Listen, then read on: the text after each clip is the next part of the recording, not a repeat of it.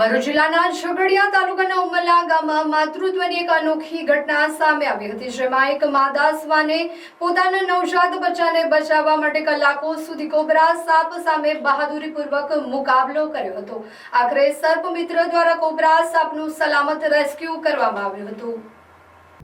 ઉમરલા ગામમાં bank of India સામે આવેલા અંજનાબેન સતીશભાઈ વસાવાના ઘર પાસેની દિવાલ નજીક આશરે 15 દિવસ પહેલા માદા શ્વાને બચ્ચાને જન્મ આપ્યો હતો.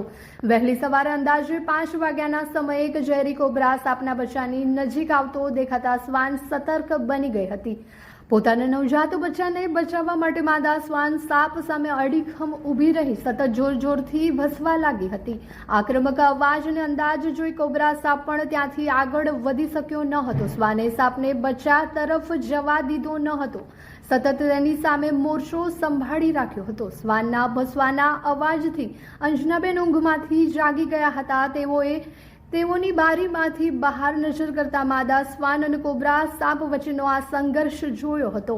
ત્યારબાદ તેમણે આસપાસના પડોશીઓને જાણ કરતા મોટી સંખ્યામાં લોકો ત્યાં એકત્રિત થઈ ગયા હતા. સ્થાનિક લોકોમાં પણ આ ઘટનાએ આશ્ચર્ય પમાડ્યું હતું.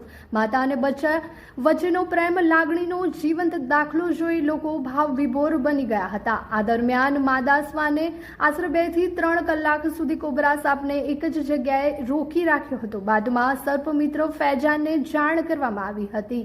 ઘટના સ્થળે પહોંચેલા સર્પમિત્ર ફૈજાન સાવચેતીપૂર્વક સ્ટીકની મદદથી કોબરા સાપને પકડી ડબ્બામાં પૂર્યો હતો. ત્યારબાદ તેને સુરક્ષિત રીતે જંગલ વિસ્તારમાં છોડવાની કાર્યવાહી કરવામાં આવી હતી.